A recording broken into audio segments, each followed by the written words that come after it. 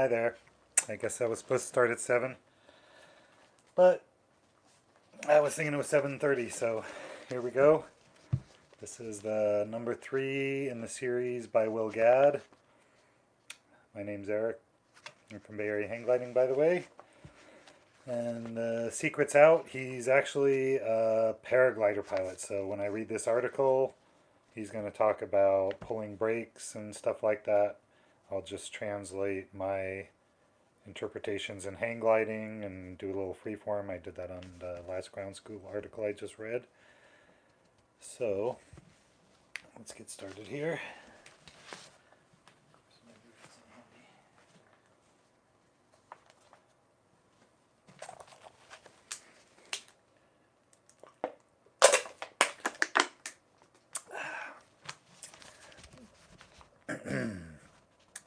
Thermals Part 3, Thermaling Technique.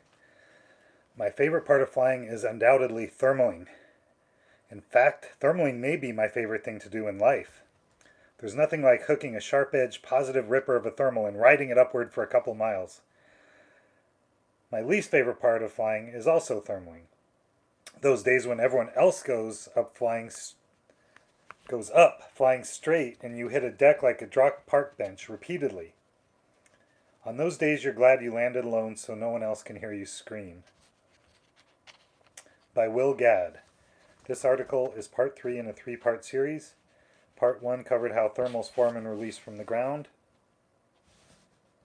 Part 2 covered the relationship between thermals and clouds. This final article in the series covers thermal flying techniques. The following is my latest thermaling system. I hope it helps you develop yours. Okay, thermal theory. A little more thermal theory is useful to understand how to fly them. I believe thermals close to the ground are often quite small and relatively violent. As they rise, they tend to smooth out and expand. Pressure also tends to influence thermal formation. High pressure days tend to produce smaller, sharp-edged, punchy thermals. Lower pressure days can produce very strong thermals, obviously, but they tend to have mellower edges and be larger in size. The day's lapse rate also influences thermal strength. A hot day with a very strong lapse rate will produce stronger thermals. Think of a very warm piece of air rising out of a collector on a day with a strong difference in air temperatures between the ground and, say, 5,000 feet above it. A thermal will rise quite quickly in this situation. An inversion is the opposite, and not surprisingly, thermals usually stop or at least slow down at inversions. The above factors, and hundreds more, but this is a start, give each day its thermal profile. If you launch on a clear blue day, indicating high pressure, with a good lapse rate, you check the day's soundings, then you might expect sharp-edged strong thermals. If, however, the sky is filled with soft cumulus and looks somewhat hazy due to moisture, then you might expect softer thermals. The first thermal of the day provides some good clues about what's happening. If it rips you upward and all you have to do is stay in it all the way to base, is turn a bit and you're off to a good start. If it's small and difficult to stay in, then ends abruptly 1,000 feet later and you can't take it any higher, then you know the day will be more difficult. I take a mental note of 3 important characteristics with each thermal I use during the day. What is my average climb rate? Not the spikes, but the true climb rate as expressed by a 20-second average. How high do I get before it totally falls apart? And are there any altitudes that seem tricky to keep climbing through? And finally, what are the size and drift of the circles I'm making? That's more than 3 characteristics. But anyway, so average climb rate, how high before it totally falls apart, and if there's any altitudes that seem tricky, and the size and drift. The climb rate tells you what to expect as the day progresses. Climb rates tend to improve until late in the day, and thermal size also tends to increase as the day wears on. Sink too, unfortunately. If you're getting solid 600 foot per minute climbs, then it's probably not worth stopping in 100 foot per minute on a glide unless you're low. Anything going up when you're low is great. The peak thermal altitude is also useful. If you are getting to 6,000 feet AGL consistently, but a strong thermal suddenly stops at 4,000 AGL, then you've probably lost it and should search for it. However, if the thermal stops at 5,800 feet, then it's most likely done and time to go on glide. Remember that the peak altitude of the thermals should increase as the day progresses. On good days in Texas, it's not uncommon to see thermals in the morning only reach 4,000, then 6,000 at noon, then 10,000 at 2, and 14,000 at 5 p.m. This progression is generally less in the mountains, but still observable. Finally, the size and drift of your circles at various altitudes also tells you what to expect on the next climb and information on winds aloft. This tells you what the angle your thermal will be flowing from a collector so you can intersect that line. Note, very strong thermals will have no problem pushing the wind around them, like a bridge abutment in the river. Coordinated circles, not swings. Okay, so you're flying along and your Vario starts beeping with the good noises. What to do?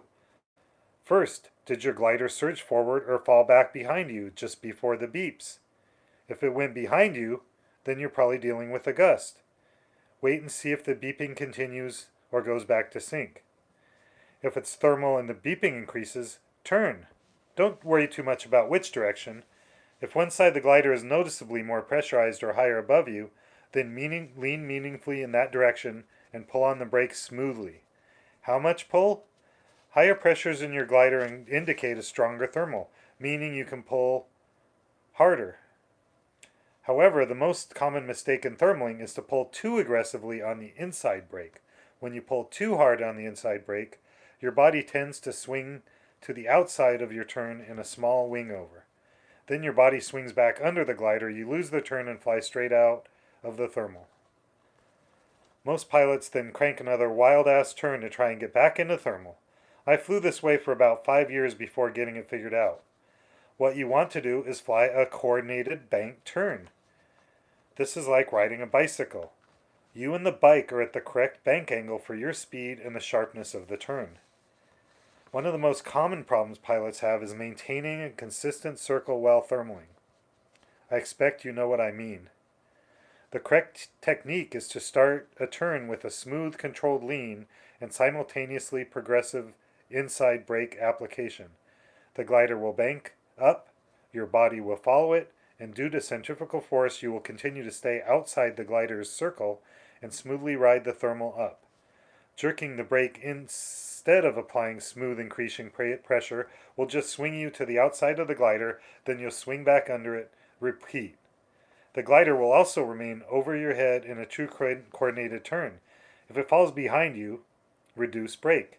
If it threatens to surge in front of you, apply quick correction while maintaining your lean and turn. Okay, so we'll do the sentence again. So he's talking a lot about paragliding stuff. I read it through without stopping, so if there's some paragliding people listening to this, that'll help them. Hopefully it'll help me. I'm a new paragliding pilot. Okay, so you're flying along and your Vario starts beeping with the good noises. What to do? First, your glider surges forward or falls back. Okay, so this is typically on a hang glider, it's going to lift one wing or the other. It's not surging or falling back. Usually the nose pops if you hit it straight on. And,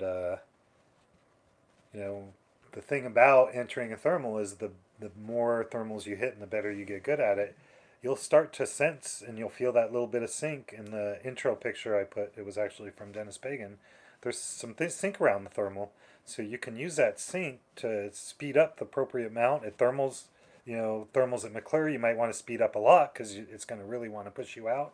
At other mellower thermal places, you can, just apply a little extra speed, and like he said, depends on what the day was giving you.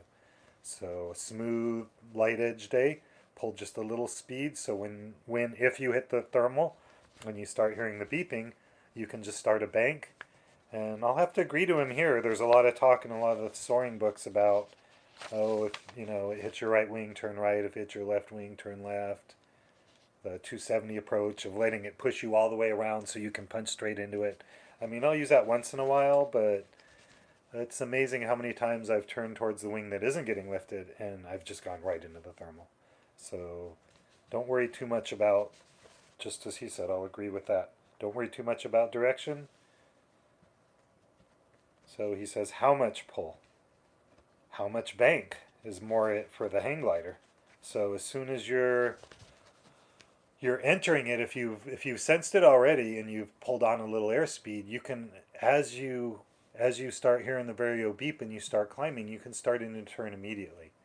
And I know that's another thing they talk a lot about in some of the soaring articles and books and stuff, where they were saying to count for a certain amount of times and to see if it's big enough to turn in, see if it's worth using.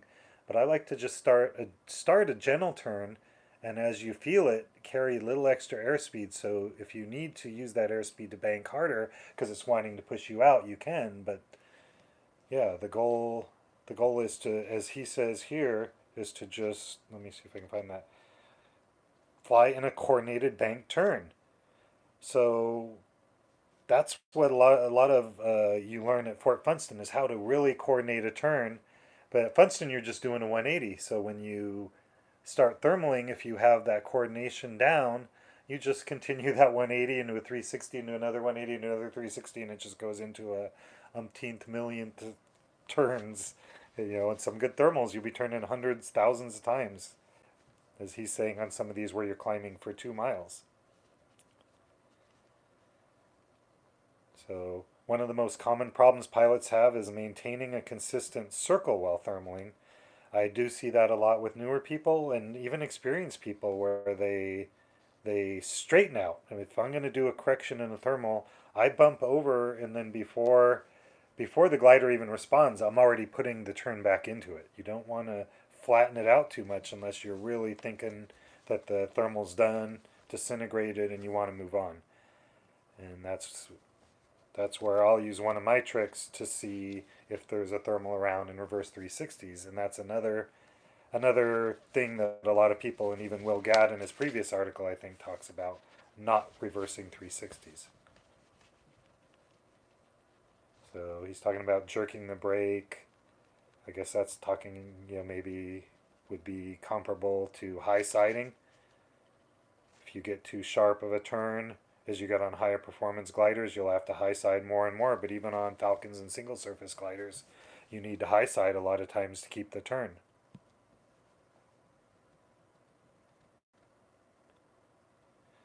If you can't figure out what I mean, pull on one brake sharply and release it. You'll swing out from your glider, then back under it, usually with an oscillation or two as a bonus. Then try leaning hard for a second or two, then go back to neutral lean. You'll swing out to the side of your glider, then back under it, but not as much. Now smoothly lean, pull gently and progressively on the brake and hold it. You'll enter a gentle spiral dive or circle. Same thing. This is what you want. Airspeed and bank angle are directly related. The higher the bank angle, the more airspeed you need to keep the turn coordinated. Think of a spiral dive. The lower the bank angle, the less airspeed you'll feel on your face. Thermals are seldom perfectly consistent. This means you will have to continuously adjust your brake and lean to maintain a coordinated turn. This is not so much in a hang glider. Hang gliders can lock into turns a lot better. It depends on the day, of course. Sometimes I'm liking to let it do its own thing, and on other days, I like playing with it. So some day, you can do all those continually adjusting things, but I found over all my experience that it usually doesn't do that much. If your airspeed starts decreasing and the glider levels out, lean a little more, let up on the outside brake a little bit, and upward. And all you have to do, let me see, did I get the wrong page? And increase your airspeed and bank angle. If your airspeed increases suddenly, lean a little less, pull a bit more on the outside brake, and maintain your bank angle. If you can learn how to thermal in a coordinated bank, then you are well on your way to thermaling efficiently. Okay, that's pretty simple on a hang glider. If you're, it's kind of like a lot of adjustments. If your airspeed increases suddenly, a lot of times you stall the inside wingtip, it'll speed itself up more times than not and fix itself before you even have a chance to. So main thing is if you start pulling forward faster than trim, if it's small, some thermals you're going to fly faster than trim just for control, but we're talking light thermals here. You want to let it out to trim as fast as possible. Once you do a correction, if your airspeed increases and you have to you're trying to maintain your bank angle, if you speed it up, then you got to slow it down. Okay, centering, the mental map. Now this is what a lot of people talk about that's really important, is mapping the thermal three-dimensionally in your mind. Okay, so your vario is beeping like mad. How long do you wait before turning? If the day's thermals are small and you're low, start turning immediately after you're sure you've hit something, not just a gust. Rules of thumb about waiting 2 seconds, etc. are meaningless in my experience. You've found lift. Initiate a smooth bank turn and see what happens. If you climb really well for a quarter circle and then start sinking, open your circle up a little bit in the direction you found the best lift, then tighten as the lift increases.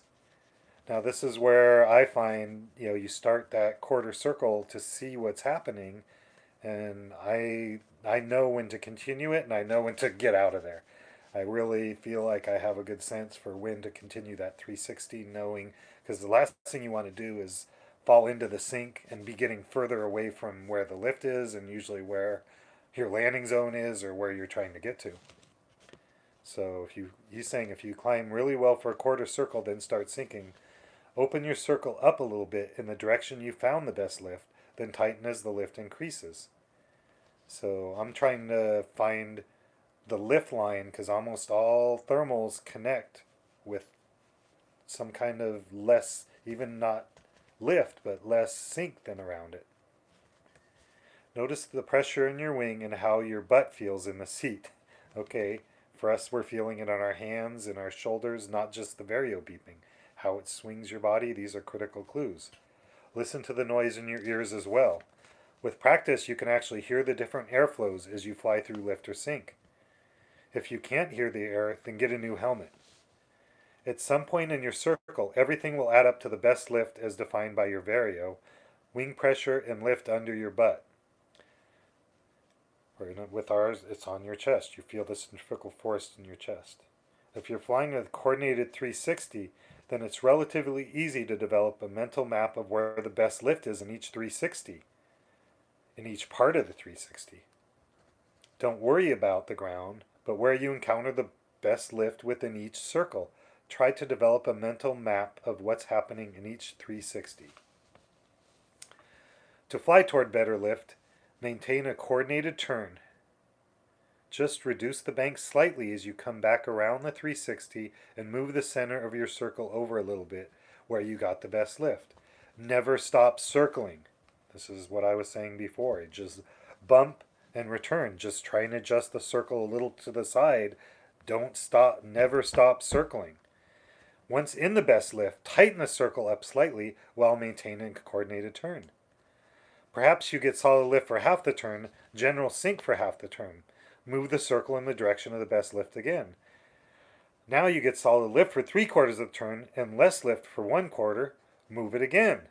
Now you're climbing solidly for the full revolution of your turn at 400 feet per minute average, but one portion of your circle is going up at 600 and the other is going up at 200 feet per minute.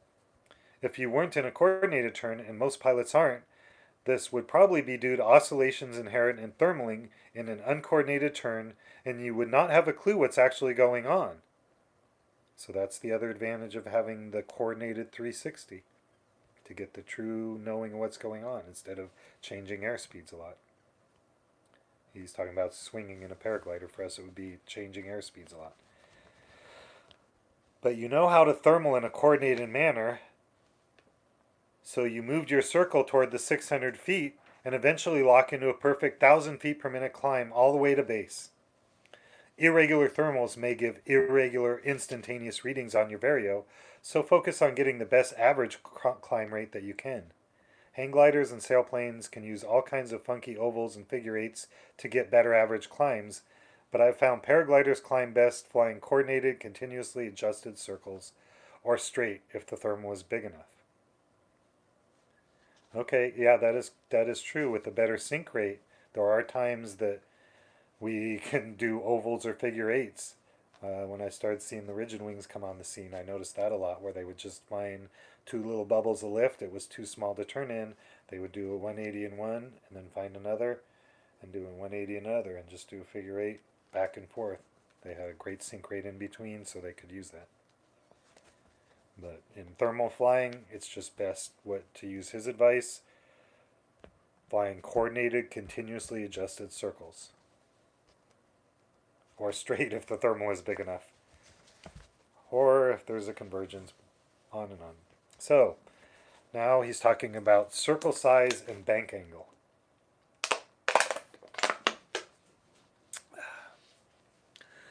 I find I thermal with a 30 to 45 or more degree of bank on days with small, strong thermals, 15 to 30 on lower pressure days, and almost flat on days with light, wide thermals. The extremes of bank angles come in dust devils, almost vertical, versus flying straight and flat while climbing like mad under a big cloud. Somewhere between these two extremes is the correct angle for your thermal on that day. Every glider responds differently to brake force and the amount of lean. What works for one pilot on his glider usually has little to nothing to do with yours. Wing loading also. However, every glider will circle in a coordinated manner, and the feeling is unmistakable once you get it. Here are a few scenarios to help you pick bank angles for thermaling. Say you're flying along in 600 feet per minute sync, and suddenly you're screaming up at plus 800 feet per minute.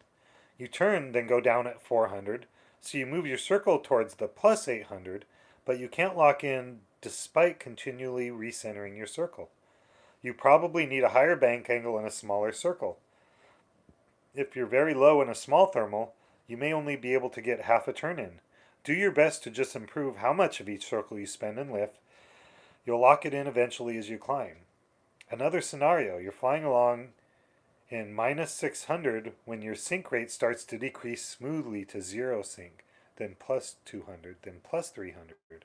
I would keep flying straight until the lift starts to decrease, then initiate a relatively gentle bank and center on the best average climb rate. A relatively gradual, consistent rise in your climb rate is a sign of a large thermal. Often you can find very strong cores in large thermals that will offer much higher rates of climb, but in general, the larger the thermal, the less bank angle, the better to maximize your climb rate. Some bank angle is usually good. The glider won't turn in a coordinated circle without it, but you can fly in a coordinated turn with equal brake using lean. Watch a good pilot fly, and you can tell he or she is often controlling the glider primarily with lean and modest adjustments to the outside brake. So there is no correct number of pounds to pull on your brakes while thermaling, or distance to pull them down. A quarter brake is meaningless across a range of gliders.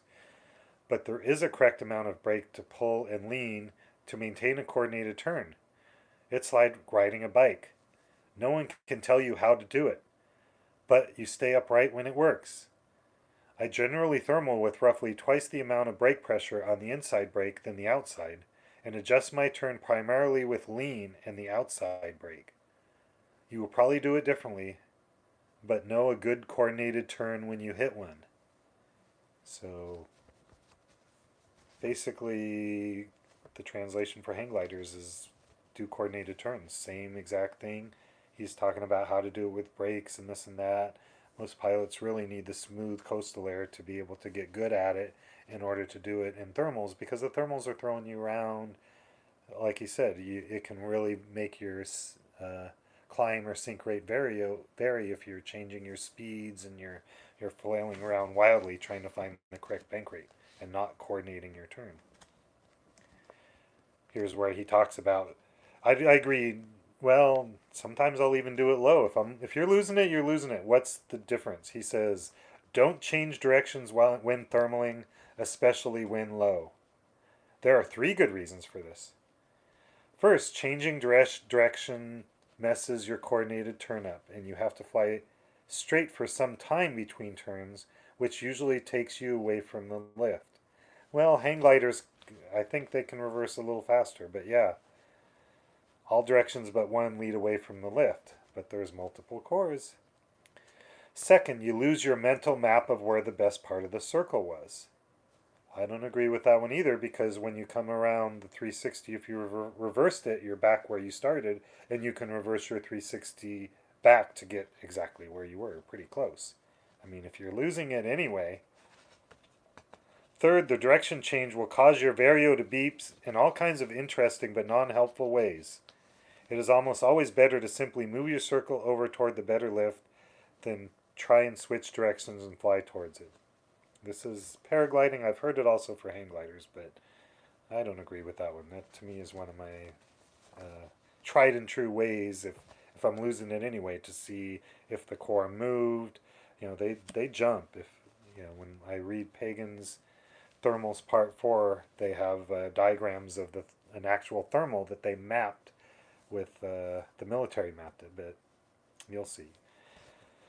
Let's go back to the article. If you're having a hard time maintaining a coordinated turn, try flying a bit faster. Use more lean and less inside and outside brake. Many pilots try to fly a perfectly flat circle. In truly massive lift, this works well, and your glider may have its best sink rate with a fair amount of brake on. However, I find flying a bit faster with a mild bank often enables me to lock in the thermal's best lift.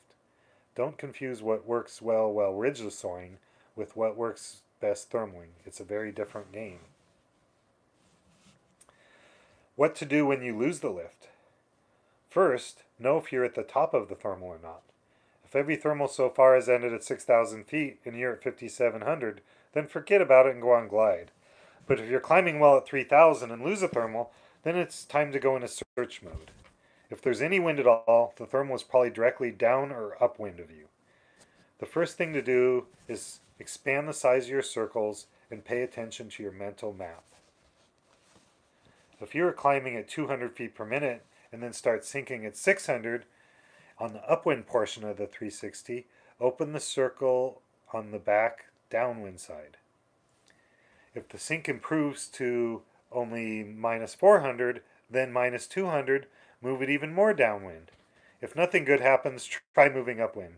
Again, an improvement in sink is as relevant as finding more lift. Work toward the area of lesser sink. Also pay attention to your ground speed. It will generally increase as you follow the air flowing into a thermal, but decrease if you're bucking the wind flowing into a thermal by flying away from it. Remember that thermals, especially when low, pull or entrain air into them. If I'm low on windy days, I tend to fall out on the upwind edge of the thermal. If I'm high on a windy day, I tend to fall out on the downwind edge of the thermal. I have no idea why, but that's how it works. People I notice tend to fall out of the back of the thermal, and I usually try and explore far enough upwind and typically have enough sense to know I'm about to fall out and start my bank before I fall out on the upwind side. So I guess I tend to fall in out of the downwind side more, but I think it's more useful to fall out the upwind side, obviously. I've seldom encountered thermals that are smooth cylinders from ground to base, especially going straight up. The trick is to follow your vario, wing, and seat pressure up in the best lift with continual gentle adjustments to your coordinated circle. More clues for better thermaling. If the outside of your wing loses pressure suddenly and ruffles or takes a mild collapse, you've just found a relative difference in lift. Perhaps you're in up 600 and your outside wing just hit some up 50. You want to move your circle away from the area you just took the turbulence in toward the better lift. If you're thermaling in a gaggle and see someone take an outside wing deflation ahead of you in a circle, then it's probably worth tightening your circle away from that area and opening it slightly to fly toward the better lift, tightening the circle as you encounter better lift. Most pilots tend to fly the pattern in a thermal rather than really watching the climb rates of the other gliders. If everyone climbs better in one half of the circle than the other, move your circle towards the better lift. You'll climb above the other gliders quite quickly using this tactic. If someone is out climbing you off to one side, then move your circle to them. There's no heroism in climbing slowly by yourself. That's great advice in any wing. If you see the glider in front of you in a gaggle start climbing like mad, you may want to start tightening your circle immediately so you are in a higher bank angle as you hit the rising air and can grab more of it again. Fly the thermal, not the other pilots. Look for pollen, plastic bags, bugs, and other debris in your thermal. Birds in general and swifts in particular will always be in the best part of the thermal. Follow them immediately. Swifts and other small birds seem to eat the bugs that are drawn into thermals. If you see a group of them swarming upward, jump in with them, even if doing so requires a short glide. Because thermals are pulling air up into them, trash often automatically centers itself in a thermal. I've climbed thousands of feet in the company of newspaper or other debris. I more see these little white puffies that come off of the trees or the ground. Whenever I see one of those white puffies come flying at me, I start a turn. Some days produce thermals that seem to want to spit you out. Most of the time I found this is due to flying with too large of a circle. Think of a spout of water shooting upward. If you stick your wing into the center and keep your circle within the column, you'll go up, but find the edge and you'll lose pressure on the outside of your wing. This creates drag, you lose your bank angle, and tend to get pulled, I'd say pushed, out to the side in a hang glider. Try flying with your vario turned off. Chris Mueller and many other top pilots often fly long distances without their varios. I don't want to get too esoteric here, but how your glider feels in lift becomes clear if you focus on the clues. Turning your vario off forces you to pay attention to what's really happening with your glider in different currents of air. I've learned a lot in the last year by playing this game, especially in gaggles where I can watch other gliders. I second that one. I started flying without a vario and learned to fly by feel, and vario is just a cheerleader usually at this point. The smoothest air is often right in the core of a strong thermal, and your glider will be more pressurized and stable if you're flying at a higher bank angle. If I'm climbing quite fast, I know the edge of the thermal is likely to be quite turbulent. I've never flown away from a very strong thermal, as I know I'll hit turbulence doing so. The best thing you can do is lock into the core and take it to base. I did that at Reno. I mean, I've done that several times, bailed out of a thermal before I hit the top, but I did it in Reno once.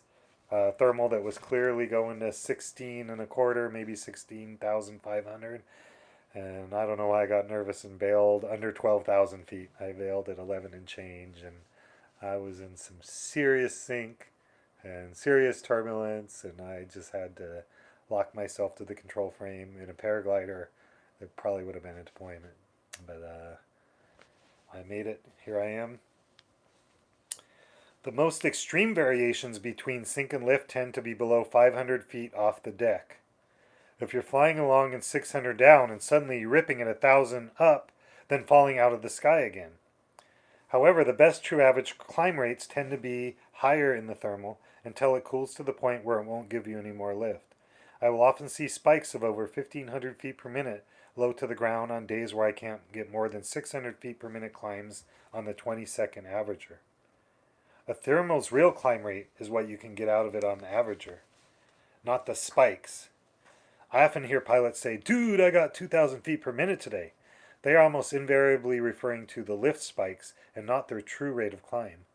The only place in the world I've seen true 2,000 feet per minute climbs is the Owens Valley in July. But crank a hard uncoordinated turn and you can easily create your own 1,000 feet per minute thermal as your vario swings up and beeps happily. This is a lie, but many pilots will believe it and keep creating their own thermals with wild turns where there is nothing. Finally, all the above writing is just my own theory based off sailplane books, conversations with other pilots, and personal experience. What really matters is your own theory. Question it and refine it continuously for best results. If someone outclimbs you in a thermal, it may be due to their glider, but it's much more likely they did something that you didn't. Don't curse yourself as they ascend faster. Instead, try to figure out why. Are they using larger circles or smaller? Did they move their circle into better lift and you didn't follow? I don't believe anybody is born a better pilot than someone else, but some pilots do think about what they are doing and try to do better. I look forward to trying to do better this season and wish everyone the best of luck. And in the end, the best pilot is the one having the most fun. That is true. Like his writing, like his philosophies. He's an experienced guy, obviously. And just like him, I'm going by all of my reading, all of my experience. And one of the, you know, I think best things I said to one of my newer pilots that was learning the thermal is he asked, how do I stay in a thermal? And I told him, you have to fall out of a certain amount of thermals to know that feeling that you're about to fall out. And then you get a lot better when you start to turn before you fall out. But hopefully that this article helped, and I did really like his advice about coordinated 360s. Everyone should work on that when they're thermaling. Coordinating 360s. Okay.